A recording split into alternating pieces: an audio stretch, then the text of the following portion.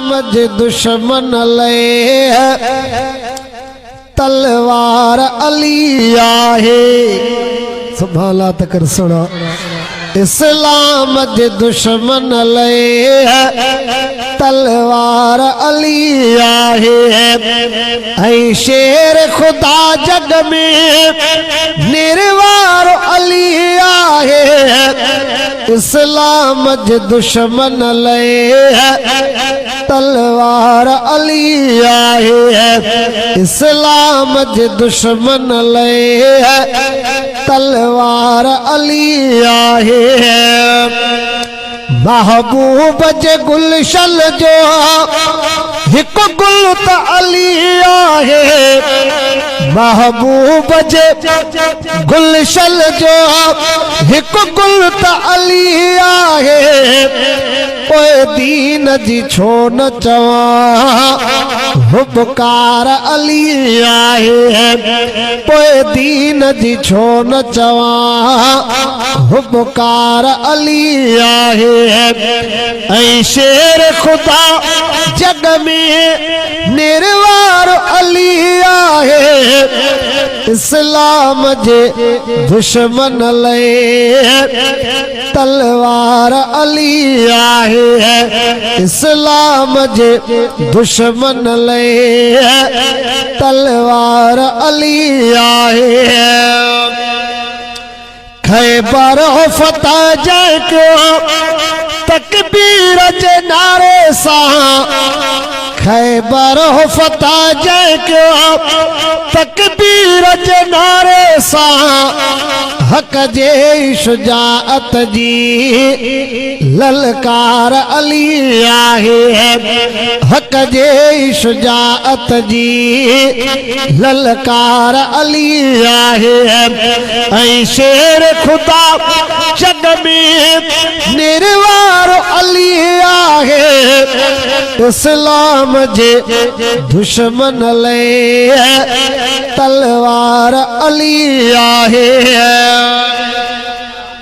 सिद्दीक़ उमर खां पोइ उस्मान गनी खां पोइ। सिद्दीक़ उमर खां पोइ उस्मान गनी खां पोइ। बाकी त सहाबा जो सरदार अली आहे। बाकी त सहाबा जो सरदार अली आहे। शादी थी अली जी हुई कयो ख़र्च सॼो उस्मान। सुभान अल्लाह कोन कयो। शादी थी अली जी हुई कयो ख़र्च सॼो उस्मान। उस्मान जे दिल में भी ॾिस प्यारो अली आहे। उस्मान जे दिल में भी ॾिस प्यारो अली आहे।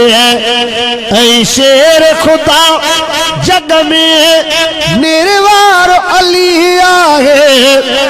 इस्लाम जे दुश्मन ले तलवार अली आहे। इस्लाम जे दुश्मन ले तलवार अली आहे।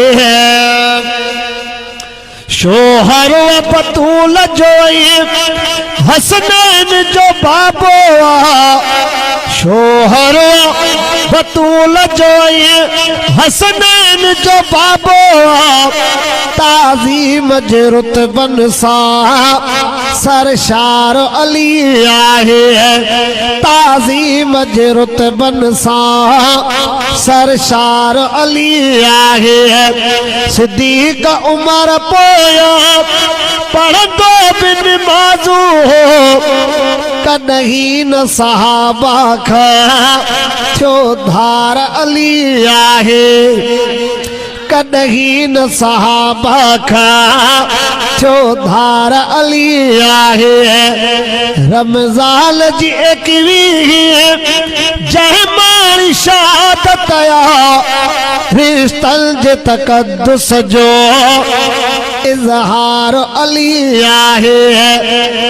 आमद अली जी लिखी हिन उलर हफ़ीज़ अदा आमद अली जिल की हिन उलर हफीज अदा मुर्शिद अली मुंहिंजो सिकसार अली आहे महबूब जी महफिल में हुबकार ॾिसी आयुसि महबूब मोहम्मद साहब तयार ॾिसी आयुसि महबूब जी महफिल में हुबकार ॾिसी आयुसि।